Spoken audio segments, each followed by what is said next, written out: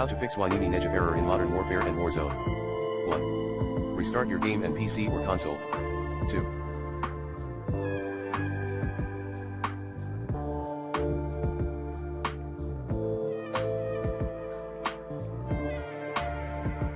Using the recommended NordVPN in this video guide.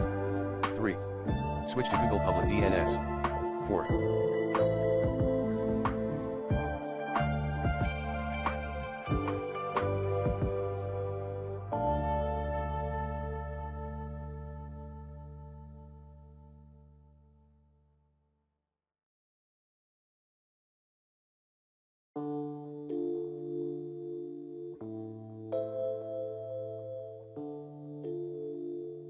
Disable Teredo via NetShare interface. Teredo set state disabled command. 5.